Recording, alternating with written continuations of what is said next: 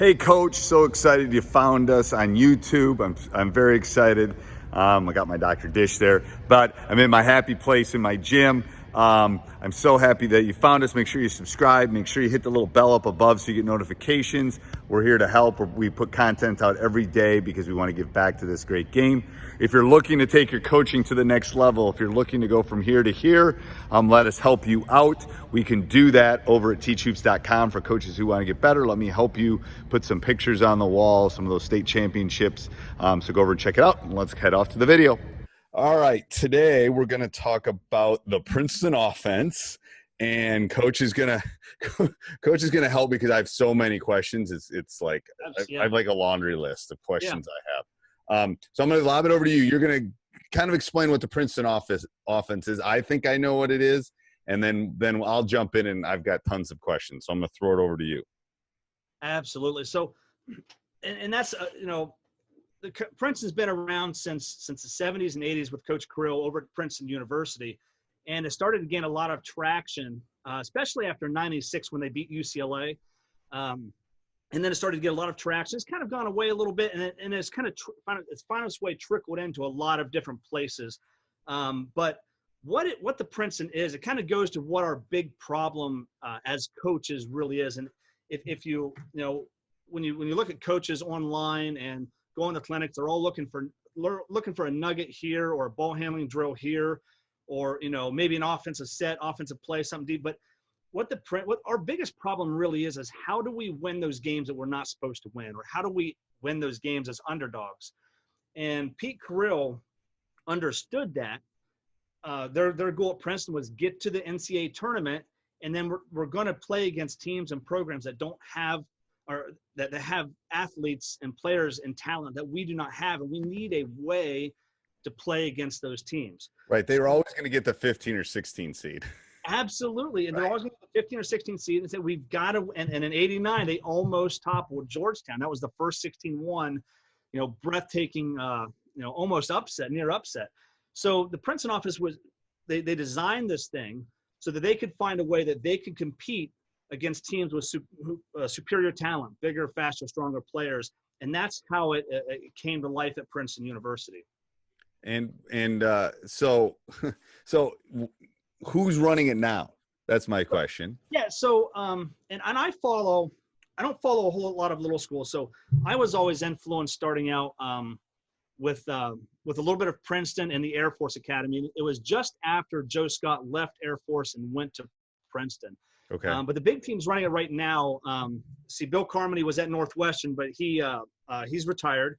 He was at Holy Cross for a while, I think. He was at Holy Cross for a couple of years. Yeah, then I think he stepped down. Chris Mooney is probably one of the top coaches running at Richmond.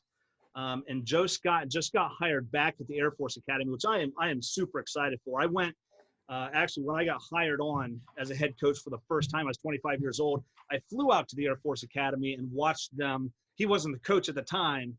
But I was able to watch their practices for a week and talk to the coaches. Those are the two main ones that I watch. I think there's a couple teams, San Francisco, out in California, and then there's another team out there just slipping my mind. There's a handful, but there's not. When I was learning it was Northwestern. It was with Bill Carmody. It was Air Force with Joe Scott, Princeton University, and then John Thompson III was coaching it at Georgetown. And those were the big guys. Those were the inner circle guys. And Jimmy Tillett was one of those guys too. Is Jimmy Tillett still coaching? He was at Samford back when I was learning it as well. But I don't know if he's still coaching or not. And how many? And what do you think a lot of high school programs run it?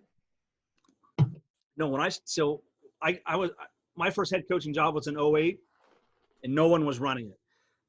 So I'm in Central Ohio, Steve, and okay. I would say. I probably know 4 or 5, but only a couple that run it. What a lot of coaches are doing now, they're taking bits and pieces, but they don't run the entire system. Right. They'll just run the chin series, or they'll just run a couple backdoor stuff that they get out of it, but they don't run the entire system. And why? Well, that's the question. So there's myths and stereotypes that come along with Princeton. And the number one thing I hear, and let me know if you hear this as well, it's a slow down offense. We don't want to run a slow down offense.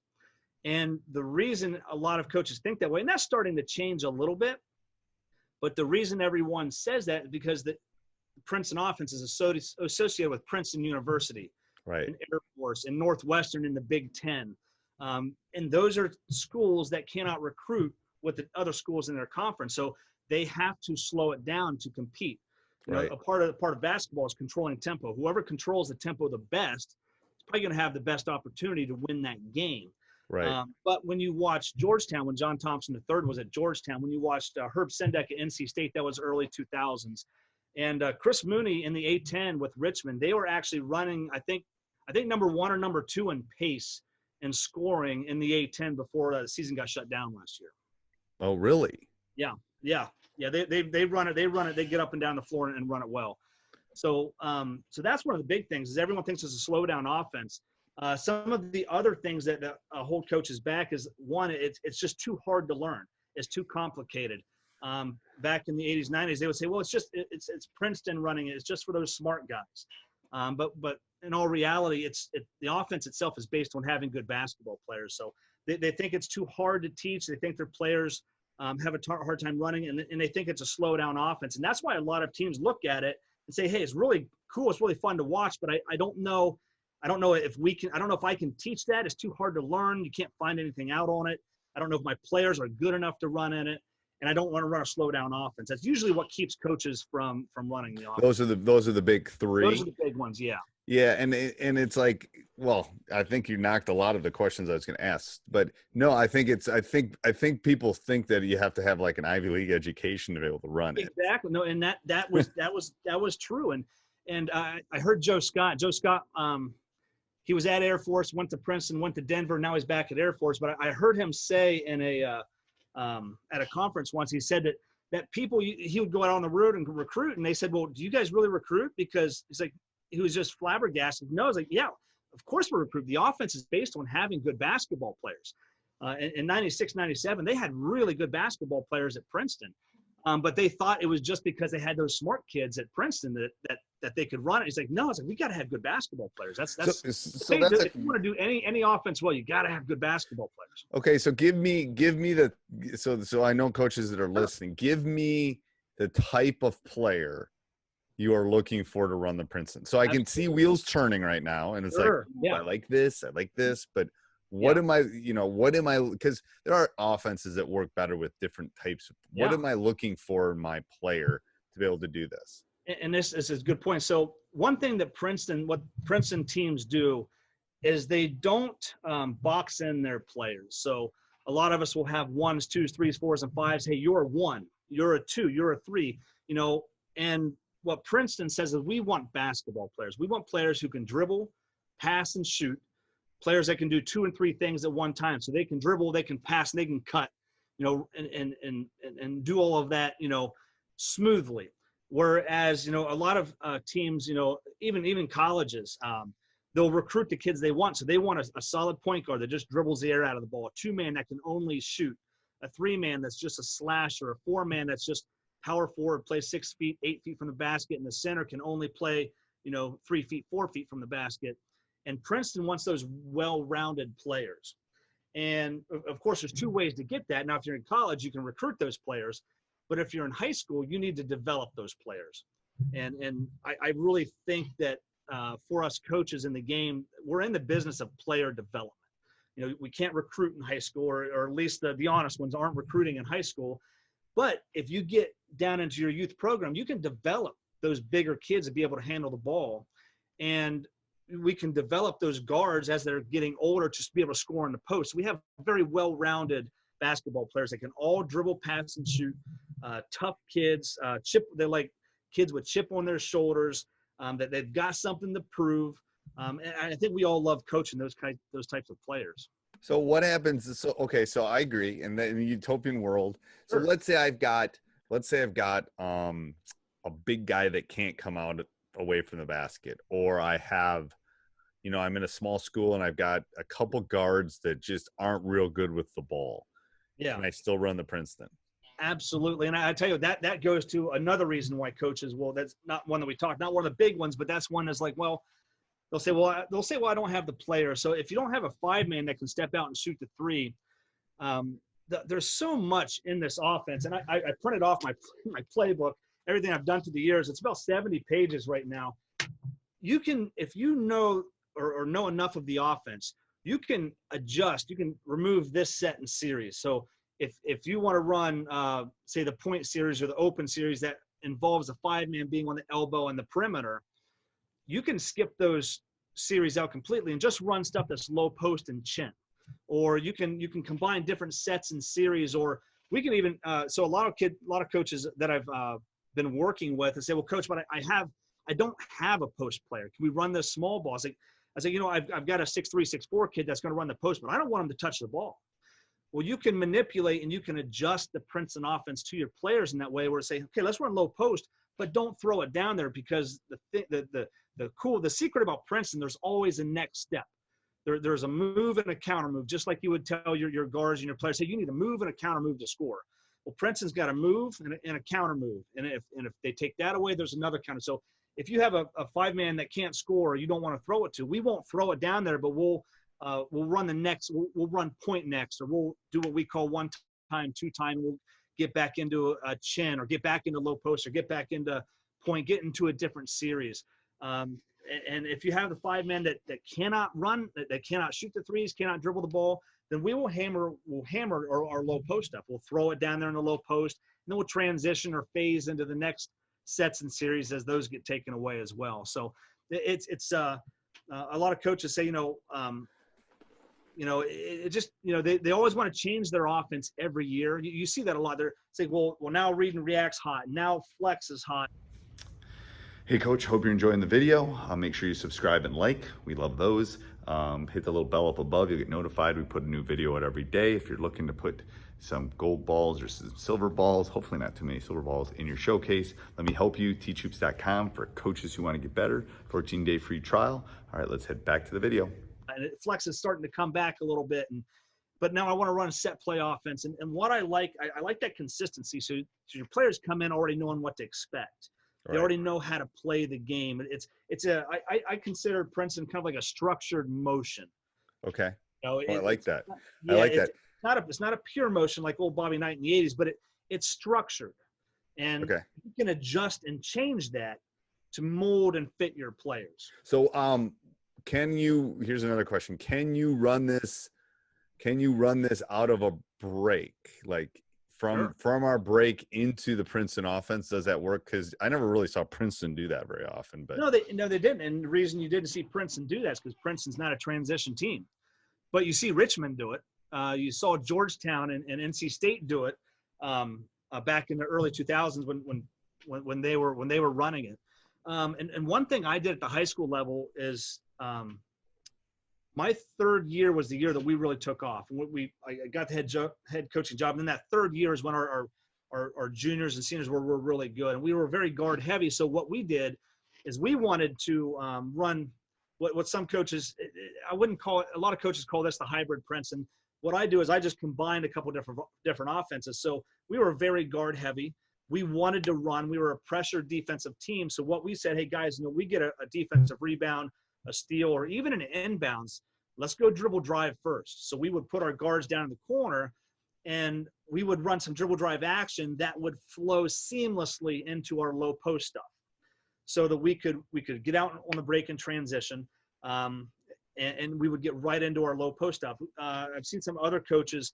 You can also run, if there's a secondary break, you push the ball to the floor, defense gets back, and you want to run some kind of stagger screen and duck in. Well, you can do all of that and see if you can get a three, see if you can get a duck in for your big. And if you don't do it, we'll just throw it to the wing, cut through, and we're into our Princeton.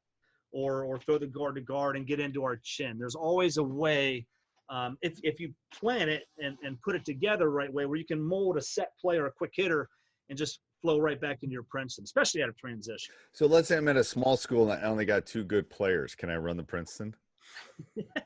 Yeah. And here's the thing. So here's the way I think about it.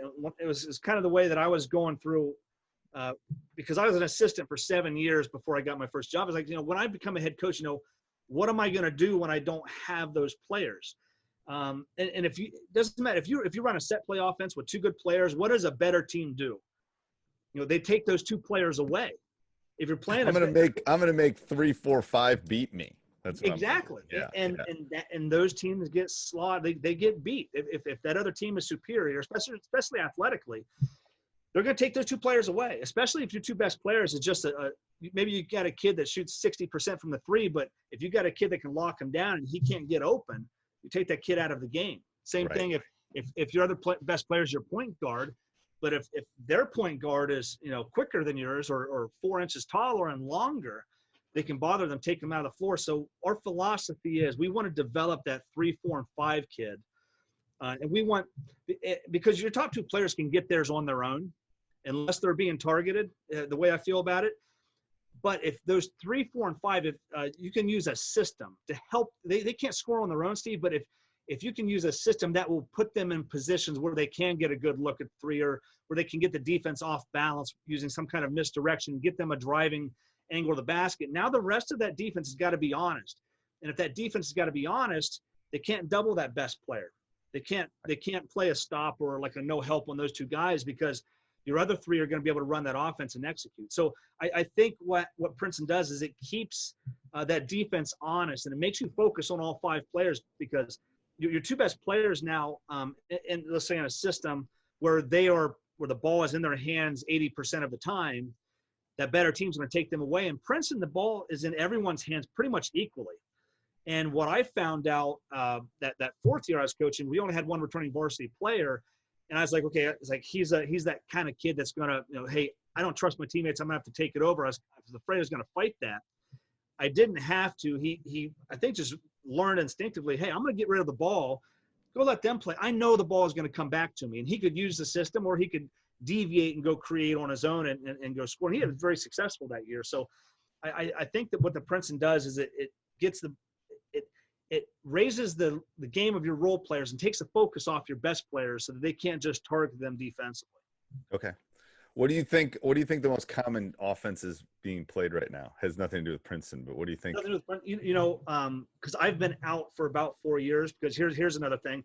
If I were still coaching, I probably wouldn't be teaching other coaches how to run this, because it was very secretive offense, and I kind of had that mentality. I see the read and react a lot. Okay. And with Virginia winning a couple years ago, I think a lot of blocker and movers getting popular. Okay, so compare that. So compare this to those. So, and I'm not as proficient. I think read and react. I think it's a lot less structure. So I do think your players need to be a little bit. I think you almost have to have even a higher level IQ guys just to be able to pass and cut and move around like that. Or you're going to need some players who can, because there's as much passing and cutting as moving, and as less structured that is, you almost have to have players who can deviate and take control, because if you get stopped in that, they take something away there, and one player makes a mistake, now your whole team is stuck. Right. And I think with Princeton, you don't get that as much, because there's always a back cut that gets the next guy open. There's always a ball screen and a slip. There's always something like that can really help that. It really kind of helps them move along. But if you don't have that player who can deviate, and if Spurs don't have Kawhi Leonard back when he got hurt against the Warriors, he kind of calmed everyone down. He could do all that, but without him, they kind of struggled. And I think if you don't have those kind of playmakers, I think you have to have playmakers even when you run the triangle offense. I think the triangle, it's very similar to Princeton. The philosophy is very similar, and the way you teach it is almost identical. There's just different movements, but it's going to put you in better position to go one-on-one, and you have to have that playmaker. Whereas at Princeton, it's going to put you in position to get an open look, get a back door, get a wide open three, shift the defense left and right, shift the defense forward and back. Right. I like that. I like that idea of and from someone that's run, read, and react. There is in someone that's run the swing and flex. Sure. It does give you. It gives you almost too much freedom sometimes. Yeah. And I love that maybe this is a perfect mix between it's kind of like you want to have control, but you want to have too much control. So we'll put our offense in, but I'm not on the sideline telling our kids what to run. Right. Because we'll have certain players that want to run point screen away. And I'll have another player that likes getting into open. And I'll have some role players, though, once they get the ball in a certain spot, they're like, this is not my spot. I'm going to run and do the next thing in the offense and wait until the ball gets to my spot. Hey, now I can attack. Now I know how to score off this one. This is where I'm good. Your players, what they do is they learn, especially your role players, they learn where to, they're going to get the shots that they can make. They know where they're going to get, they know when the ball is coming to them. They know when they can drive, or when, if they're not a driver, they know when they're going to get their wide open look. So I think where read and react's a little bit freer. If I've got that role player that catches the ball in a spot that he's not comfortable with it, you got to have a way to get the ball back out of his hands and keep running your offense. I like that. All right, so let's talk about how people can learn more about this. I'm going to sign. If Nate, before you do this, Nate and John, my two assistants, if you're listening, I'm going to sign you up. So just how I can learn more about this. Yeah, so we are actually putting together a free 3-day training. It's a 3-day mastermind. We call it mastermind because we're doing it live and we're getting feedback. And we're going to do that here probably in a month or so. Okay. But to learn when that's going, we haven't picked the date, but to learn when that's going, go to teachhoopsprinceton.com. Okay. And either register or sign up on the wait list, and then we'll send you an email when you can do that. And we're going to do as much, we're going to teach as much Princeton as we can in 3 days, about an hour and a half, 2 hours a day, and just get as much as we possibly can. So you'll give them enough that they will kind of know. This is what I talked to Coach about. I said, if you're going to do this, you got to give enough that the person knows that they should either walk down this road, or not walk down this road. Overwhelmed.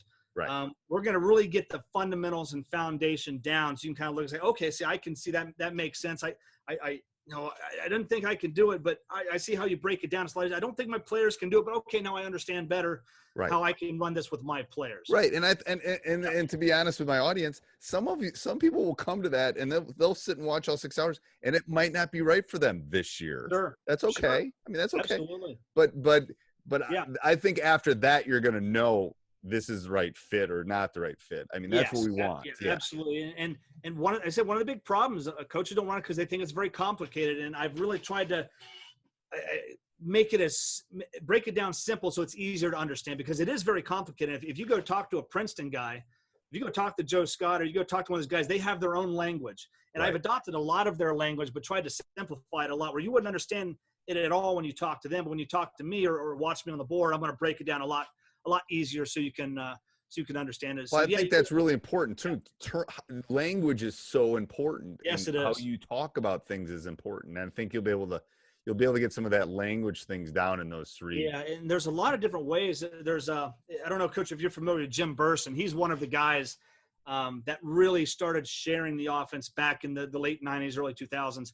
But they called the language that they use, and I'll talk about that on the 3-day. You'll have to come and see that. But the language he uses is different. It's completely different from the language the Princeton guys use. And I'm kind of in the middle because there's a lot of good stuff here, a lot of good stuff here, a lot of very detailed, complicated stuff there. And I wanted to break it down so it's as easy as possible to put this in. It was great. It's great. It will be a great mastermind. So thank you, Coach. That's perfect. Thank you. Yep. Hey, Coach. Hope you enjoyed the video. I love walking in my empty gym here with my shooting machine in the background. Let me know how I can help. Subscribe and like. If you're looking to take your coaching to the next level, if you're looking to maybe put some of these pictures on the wall, let me help you. Go over and check out teachhoops.com for coaches who want to get better. Thanks for watching.